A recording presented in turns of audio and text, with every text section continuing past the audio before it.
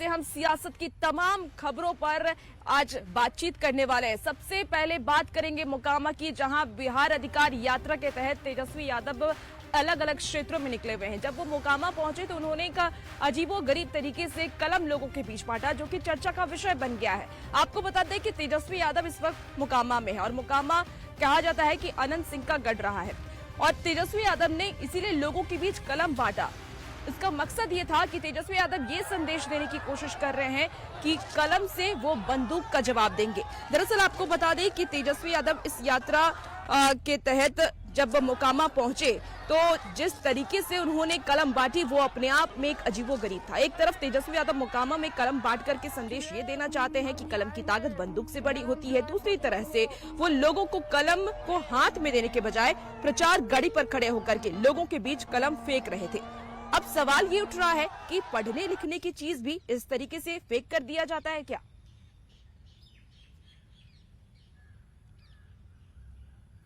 तो ये आपको तस्वीरें दिखा रहे हैं। देखिए किस तरीके से तेजस्वी यादव प्रचार गाड़ी पर खड़े होकर के कलम फेंक करके बांट रहे हैं और इसी पर अब तेजस्वी यादव कहीं ना कहीं भिड़ते हुए नजर आ रहे हैं। अब सवाल ये उठ रहा है कि जो पढ़ने लिखने की चीज होती है लोग उसे इज्जत से एक दूसरे को देते हैं, लेकिन तेजस्वी यादव प्रचार गाड़ी पर खड़े होकर के कलम फेंक करके लोगों को बांट रहे हैं। हालांकि कलम बांटने का ये जो मकसद था वो ये था कि बंदूक का जवाब हम कलम से देंगे। तो देखिए, एक तरफ कलम फेंक कर बांटा जा रहा है तो दूसरी तरफ एक और तस्वीर सामने आई है। बिहार अधिकार यात्रा की शुरुआत कर चुके हैं तेजस्वी यादव और इस बीच बख्तियारपुर से जो तस्वीर सामने आई, जहां तेजस्वी यादव की इस यात्रा में भीड़ जुटाने के लिए किस तरीके से डांसर्स ने डांस किया और ये मंच पर सब कुछ चलता रहा, ये रिपोर्ट आपको दिखाते हैं।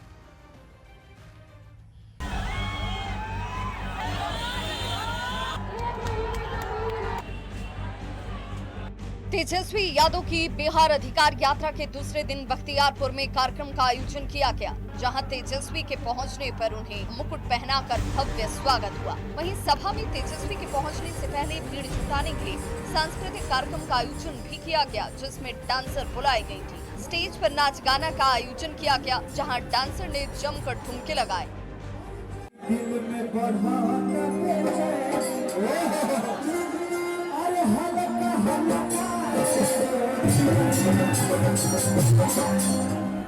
इस दौरान पंडाल से लेकर पूरी सभा हरे रंग में रंगी नजर आई। बाढ़ में तेजस्वी की सभा के पहले जहां भीड़ जुटाने को लेकर डांसर का सहारा लिया गया, वहीं आरजेडी कार्यकर्ताओं पर बीजेपी के रथ में तोड़फोड़ का भी आरोप लगा। बीजेपी नेताओं ने आरजेडी वालों पर रथ में तोड़फोड़ करने के साथ पोस्टर फाड़ने का भी आरोप लगाया है।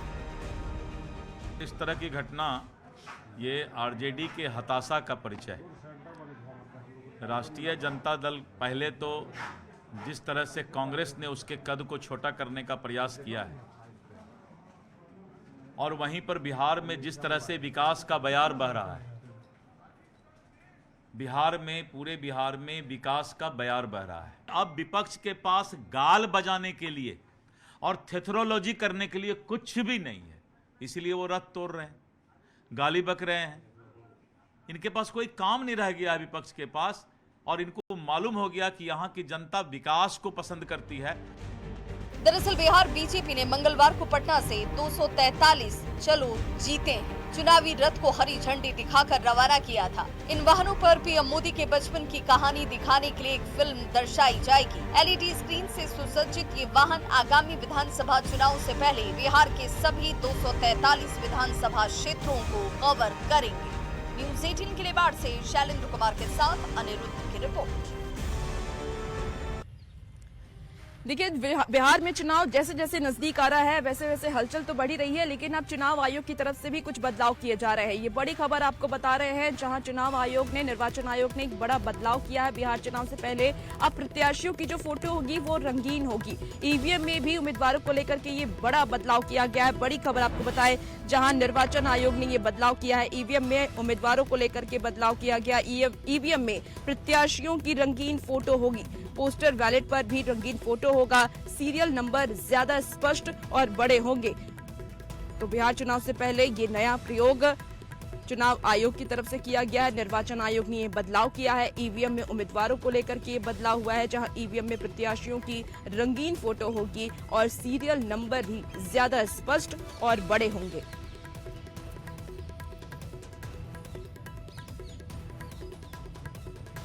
और देखिए, बहुत जल्द अब बीजेपी को नया राष्ट्रीय अध्यक्ष मिल सकता है, क्योंकि पिछले दिनों ऑपरेशन सिंदूर चला, पितृपक्ष रहा और कई ऐसे इवेंट आए जिसकी वजह से कह सकते हैं कि यह जो मामला है वो थोड़ा अटका पड़ा रहा। लेकिन अब ये माना जा रहा है कि बहुत जल्द ही बीजेपी को नया राष्ट्रीय अध्यक्ष जो है वो मिल जाएगा।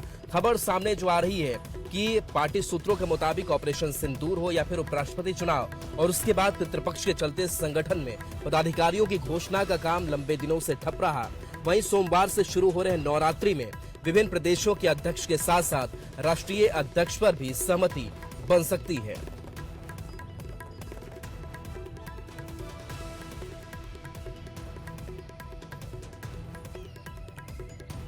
देखिए, प्रधानमंत्री नरेंद्र मोदी का कल जन्मदिन था, 75वां जन्मदिन, और ऐसे में अलग अलग तरीके से लोगों ने बधाइयां दे रहे थे। अब ऐसे में प्रधानमंत्री के जन्मदिन के मौके पर उनकी जीवनी को लेकर के एक एग्जीबिशन लगाया गया, जहां उनकी बचपन की मासूमियत से लेकर के प्रधानमंत्री बनने तक के सफर को दिखाया गया है। क्या कुछ खास रहा है इस एग्जीबिशन में, इस रिपोर्ट के जरिए आपको दिखाते हैं।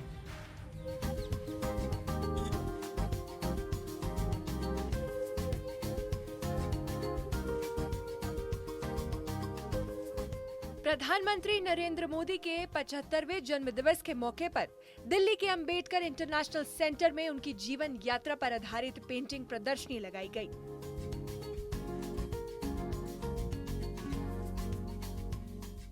यहाँ की हर पेंटिंग में मोदी जी की कहानी बसती है, उनके संघर्ष, उनके सपनों और उनकी उम्मीदों की झलक मिलती है।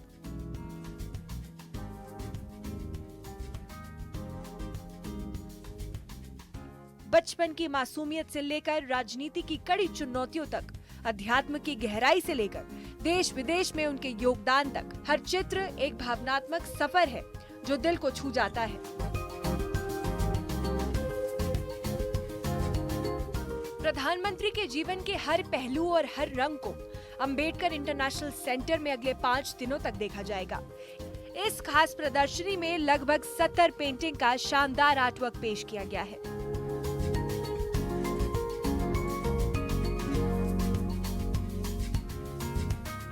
इन सब कमाल की पेंटिंग्स के बीच एक और बेहद अनोखी पेंटिंग सामने आई।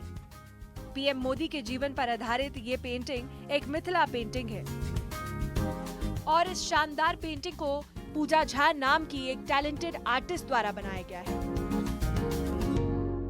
मैं मधुबनी पेंटिंग, जिसे मिथिला चित्रकला के नाम से भी जाना जाता है, उसकी आर्टिस्ट हूँ और इस लोक कला में मैंने आदरणीय मोदी जी के जीवन के विशिष्ट क्षणों को उकेरा है, जिसमें मैंने अपनी पेंटिंग में सबसे ऊपरी भाग में दिखाया है कि वो केशुभाई पटेल के मुख्यमंत्री पद के शपथ ग्रहण में ग्राउंड में बैठे हुए हैं और पेंटिंग के बाईं तरफ आदरणीय मोदी जी स्वयं मुख्यमंत्री पद का शपथ ग्रहण ले रहे हैं और पेंटिंग के दाईं तरफ प्रधानमंत्री के रूप में शपथ ग्रहण ले रहे हैं और बीच में मैंने बनाया है कि वो अपने सिर पे कमल का आसन लिए हुए हैं, जिसपे भारत माता विराजित हैं।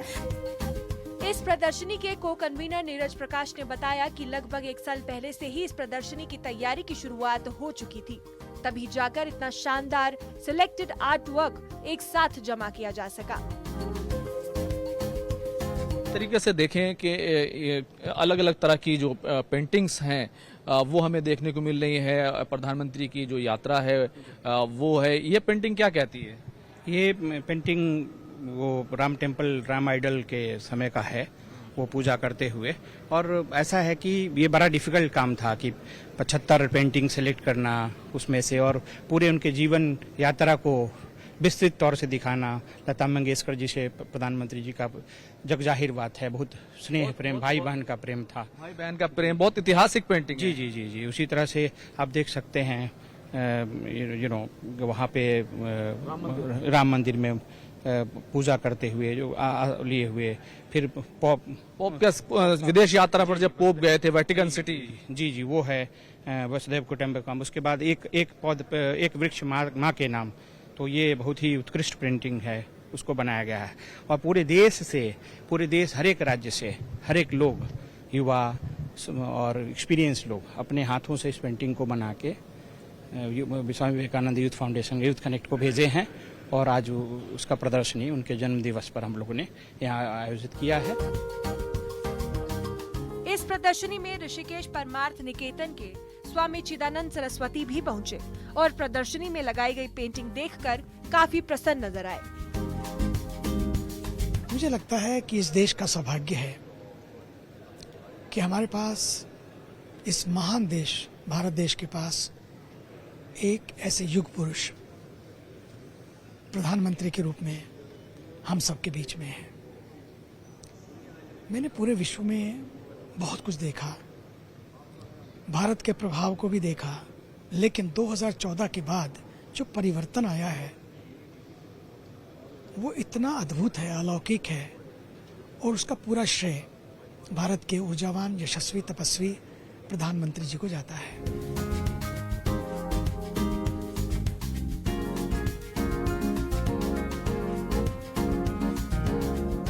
इस प्रकार ये पेंटिंग प्रदर्शनी न केवल प्रधानमंत्री मोदी के 75वें जन्मदिन का एक अनमोल तोहफा है, बल्कि ये देशवासियों को उनके जीवन से प्रेरणा लेने का एक अवसर भी प्रदान करती है। न्यूज़ 18 के लिए दिल्ली से खुरम शहजाद की रिपोर्ट। और देखिए, पिछले लोकसभा चुनाव में छपरा में जोरदार हिंसा हुई थी और इस हिंसा के दौरान एक शख्स की मौत भी हो गई थी। और चूंकि इस बार के बिहार विधानसभा चुनाव को लेकर के अब यह जो सीट है वो संवेदनशील क्षेत्र घोषित कर दिया गया है, यानी कि अब सीआरपीएफ हो आरपीएफ हो उसकी मौजूदगी गृह मंत्रालय की तरफ से अभी से ही की जानी शुरू हो चुकी है, ताकि वहां पूरे इलाके की स्कैनिंग की जा सके और सुरक्षा व्यवस्था को और दुरुस्त बनाया जा सके। क्योंकि पिछले लोकसभा चुनाव में हिंसा को देखते हुए कहीं इस बार भी कुछ ऐसी ही तस्वीर ना सामने आ जाए, इसके मद्देनजर एक पूरी व्यवस्था वहां दुरुस्त करके रखी जा रही। यूनिट जो है वो बिहार राज्य के लिए विशेषकर गृह मंत्रालय द्वारा जो है वो यहाँ पर इसका स्थापना की गई है। अभी जालंधर से हम शिफ्ट होकर आए हैं, तो यहाँ पर हम सारण डिस्ट्रिक्ट में, क्योंकि ये सेंसिटिव डिस्ट्रिक्ट में आती है और सेंसिटिव डिस्ट्रिक्ट होने के नाते ये हमारा एरिया ऑफ रिस्पॉन्सिबिलिटी भी है।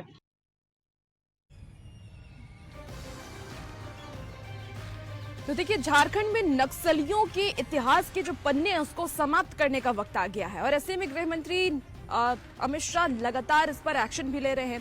अब अगर हम नक्सलियों की बात कर ले तो इन दिनों हमने देखा है कि कितने नक्सलियों को सुरक्षा बलों ने ढेर किया है। इसको लेकर के खास कार्रवाई भी चलाई जा रही है। ऐसे में किस तरीके से झारखंड से नक्सलियों को समाप्त किया जाएगा, इस रिपोर्ट के जरिए आपको दिखाते हैं। नक्सलियों के खिलाफ ऑपरेशन सफाई, झारखंड से खत्म होगा लाल आतंक। हजारीबाग में सुरक्षा बलों और पुलिस की कार्रवाई की प्रशंसा केंद्रीय गृह मंत्री अमित शाह ने भी की है, जिसके बाद झारखंड पुलिस और सुरक्षा बल के जवान उत्साहित हैं। झारखंड के डीजीपी ने भी जवानों की तारीफ करते हुए कहा, झारखंड के 25 सालों के इतिहास में ये पहला मौका है जब हर सप्ताह एक नक्सली पुलिस की गोली का शिकार हो रहा है। नक्सली चाहे कहीं भी हो, उनके खिलाफ ठोस कार्रवाई की जा रही है। ये फर्स्ट टाइम हिस्ट्री है झारखंड 25 साल का जो हमारा इतिहास है नक्सलवाद से लड़ने का, उसमें मुझे लगता है पहली बार इतनी बड़ी संख्या में, और हमारे सरकार का पूरा सपोर्ट है, हमारे को भारत सरकार का भी है, झारखंड सरकार का भी है। एक नजर डालते हैं कार्रवाई कब कब की गई। 15 सितंबर 2025 हजारीबाग जिले के गोरहर थाना क्षेत्र के पंतीतरी जंगल में मुठभेड़ में 1 करोड़ का इनामी नक्सली सहदेव सोरेन, 25 लाख का इनामी रघुनाथ और 10 लाख का इनामी बिरसेन मारा गया। 14 सितंबर 2025 पलामू जिले के मनातू थाना क्षेत्र स्थित जंगल में एनकाउंटर में टीपीसी का 5 लाख का इनामी सुखदेव यादव मारा गया। 7 सितंबर 2025 चाईबासा जिला के गोइलकेरा थाना क्षेत्र में एनकाउंटर में 10 लाख का इनामी नक्सली अमित हांसदार ढेर कर दिया गया। 13 अगस्त 2025 चाईबासा जिला के दुगुनिया पोसैता जंगल में एनकाउंटर में वरुण उर्फ नीलेश को मारा गया। 5 अगस्त 2025 गुमला जिले के कामटारा थाना क्षेत्र में पीएलएफआई का 15 लाख का इनामी उग्रवादी मार्टिन किरकिट्टा मारा गया। 26 जुलाई 2025 गुमला जिले के घाघरा थाना क्षेत्र में पुलिस के साथ एनकाउंटर में जेजेएमपी के 3 उग्रवादी मारे गए। 16 जुलाई 2025 बोकारो जिला के गोमिया थाना क्षेत्र में मुठभेड़ में 25 लाख का इनामी नक्सली कुंवर मांझी सहित 2 नक्सली मारे गए। 27 मई 2025 पलामू जिले के हुसैनाबाद थाना क्षेत्र में एनकाउंटर में नक्सली तुलसी भुइयां मारा गया। 26 मई 2025 लातेहार जिला के नेतरहाट थाना क्षेत्र में एनकाउंटर में नक्सली मनीष यादव को मारा गया। 24 मई 2025 लातेहार थाना क्षेत्र में जेजेएमपी का सुप्रीमो और 10 लाख का इनामी पप्पू लोहरा और 5 लाख का इनामी सुदेश गंजू मारा गया।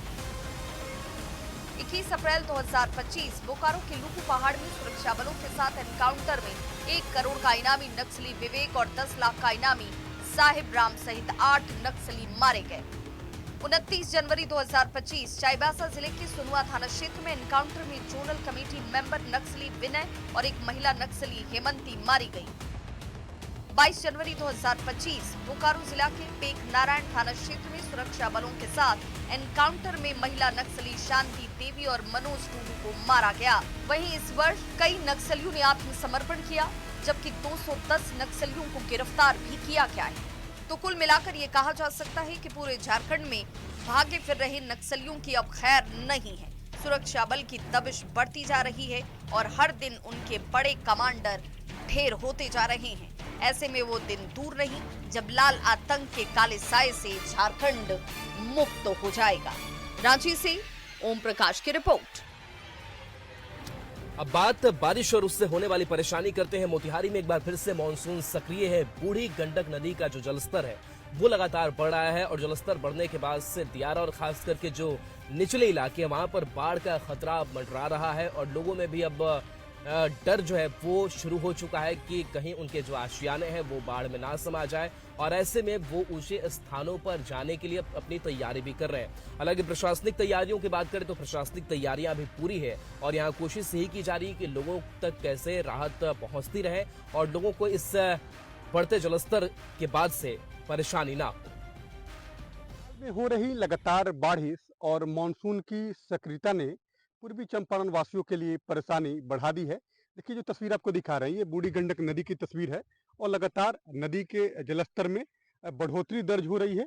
अमूमन 2 दिन पहले जो नदी का जो पानी था वो काफी पीछे था, लेकिन अब जो है लगातार बढ़ोतरी जिस तरह से हो रही है वैसी स्थिति में आसपास के किसानों की परेशानी बढ़ने वाली है, क्योंकि बूढ़ी गंडक नदी के दोनों किनारे काफी संख्या में किसान हैं जो सब्जी की खेती करते हैं, जो अपना जीविकोपार्जन करते हैं, तो उनकी परेशानी बढ़ने वाली है। क्योंकि मौसम विभाग ने भी अलर्ट जारी किया है कि अगले कुछ दिनों तक और वर्षा होगी और खासतौर पे जो नेपाल में हो रही बारिश है उसका असर पूर्वी चंपारण में पड़ता है और पूर्वी चंपारण से होकर गुजरने वाली जो नदी है बूढ़ी गंडक नदी उसके जलस्तर में लगातार बढ़ोतरी दर्ज होना ये कहीं न कहीं ये संकेत दिख रहा है कि आने वाले समय में किसानों की परेशानी बढ़ने वाली है, आम लोगों की परेशानी बढ़ने वाली है और वैसी स्थिति में जो कटाव का काम है वो भी काफी तेज हो रहा है। जो नदियां हैं वो कटाव भी कर रही है। जल संसाधन विभाग ने अलर्ट किया है, सभी लोगों को बताया जरूर है, बाढ़ निरोधक काम भी हो जरूर रहे हैं, लेकिन जिस तरह से लगातार मानसून सक्रिय हुआ है, नेपाल में लगातार बारिश हो रही है, उसका असर अब पूर्वी चंपारण में पड़ रहा है और बूढ़ी गंडक नदी का जलस्तर लगातार उसमें बढ़ोतरी दर्ज हो रही है। अनिश कुमार, न्यूज 18, मधुबन, मोतिहारी। देखिए मौसम का मिजाज बदला बदला सा नजर आ रहा है। बिहार की अगर हम बात कर लें तो कहीं तेज तो कहीं हल्की बारिश होती हुई नजर आ रही है। वैसे में मौसम विभाग ने अलर्ट भी जारी कर दिया। मौसम विभाग का कहना है कि अगले 72 घंटे तक बिहार में मौसम सुहाना ही रहेगा, बारिश होगी। और इस वक्त हम भी जहां खड़े हैं राजधानी पटना की बात कर ले तो यहाँ भी मौसम सुहाना बना हुआ है। मौसम विभाग की तरफ से ये अलर्ट जारी किया गया कि अगले 72 घंटे तक बिहार के अलग अलग जिलों में बारिश का दौर जारी रहेगा। कहीं ज्यादा बारिश होगी तो कहीं कम बारिश होगी। लगातार मानसून जो है वो सक्रिय है। मौसम विभाग से जो जानकारी मिली है उसके मुताबिक अगले 72 घंटे तक पटना सहित बिहार के अत्यधिक जो जिले हैं वहाँ पे रिमझिम बारिश होगी, कहीं तेज तो कहीं मध्यम दर्जे की जो बारिश जो है वो होगी। और सतही हवा जो है वो भी लगातार चलती रहेगी। हवा की जो रफ्तार होगी, गति होगी वो लगभग कहीं 20 से 30 किलोमीटर तो कहीं 10 से 20 किलोमीटर की होगी। और बताते ये चलें कि यह जो मौसम का मिजाज जो है वो अगले 20 तारीख यानी कि 20 सितंबर तक जो है यूं ही बना रहेगा। मौसम विभाग ने जो जानकारी दी है उसके मुताबिक यही है कि जो मानसून है वो फिलहाल सक्रिय रहने वाली है 20 सितंबर तक। और पटना सहित बिहार के अत्यधिक जो जिले हैं, चाहे हम बात कर ले दरभंगा की, बात हम कर लें पूर्णिया की, बात समस्तीपुर सीतामढ़ी की बात कर लें, या फिर हम बात करें छपरा की, बात करें मुजफ्फरपुर की, बात अगर हम कर लें बेगूसराय की, तो सभी जो ज़िले हैं यहाँ पे मौसम जो है वो खुशनुमा बना रहेगा। रिमझिम बारिश जो है कहीं हो रही होगी तो कहीं तेज़ जो बारिश है वो भी रिकॉर्ड किया जाएगा। अमित कुमार, न्यूज़ 18 पटना। और देखिए, केंद्रीय गृह मंत्री अमित शाह बिहार दौरे पर हैं। आज रोहतास और बेगूसराय में होंगे, और बेगूसराय में आज खास इसलिए भी क्योंकि आज नेता प्रतिपक्ष तेजस्वी यादव भी बेगूसराय पहुंचने वाले हैं। तो जिले के जो कार्यकर्ता हैं बीजेपी के, उनसे संवाद अमित शाह करेंगे। अरे साइड हटिए यार सामने से। चुनावी मोड में आगे चुकी है, और इसी क्रम में जो है केंद्रीय गृह मंत्री अमित शाह जो है पटना पहुंचे हैं। कल देर शाम जो है अमित शाह पटना पहुंचे थे, और आज वो बिहार में दो बड़े जो बैठक है वो करने जा रहे हैं। एक बैठक जो है वो डेहरी अनसोन में होगा, जहां पे गया, औरंगाबाद, जहानाबाद के अलावा जो ज़िले हैं उस जिलों को लेकर के बैठक करेंगे। दूसरी जो बैठक होगी वो बेगूसराय में होगी। बेगूसराय जो है वो अमित शाह पहुँचेंगे, और वहाँ पे भी जो है पटना के अलावा अगर हम बात कर ले बेगूसराय, बात कर ले हम पूर्णिया, बात हम कर लें दूसरे जो ज़िले हैं उन इलाके के, वहाँ को लेकर बैठक करेंगे, और किस तरह से एनडीए जो है वो पूरे तौर पे इंटैक्ट हो, और किस तरह से अधिक सीट जो है वो एनडीए जीते। चूँकि एनडीए का इस बार का नारा है कि 2025 225, तो 225 सीट जीतने का लक्ष्य जो है वो कैसे हासिल किया जाए, कैसे भेजा जाएगा, और इसको लेकर के अमित शाह जो है वो अपने बीजेपी के जो नेता हैं उनके साथ ये बैठक करेंगे। इस बैठक में जो है वो बीजेपी के प्रदेश अध्यक्ष जो हैं दिलीप जायसवाल भी रहेंगे। उनके अलावा अगर हम बात कर ले तो दोनों डिप्टी सीएम जो हैं सम्राट चौधरी, विजय सिन्हा भी वहाँ मौजूद रहेंगे, और साथ ही साथ बीजेपी के जो पुराने कद्दावर नेता हैं, जो चेहरे हैं, वो उस बैठक में नजर आएंगे।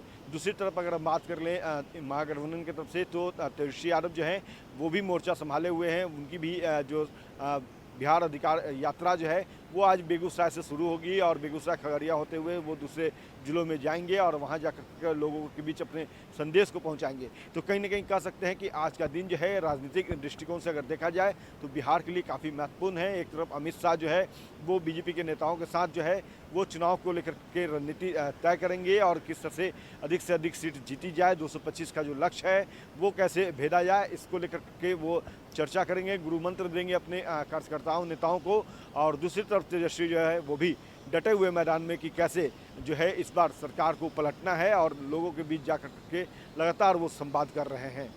अमित कुमार, न्यूज़ 18 पटना। तो गृह मंत्री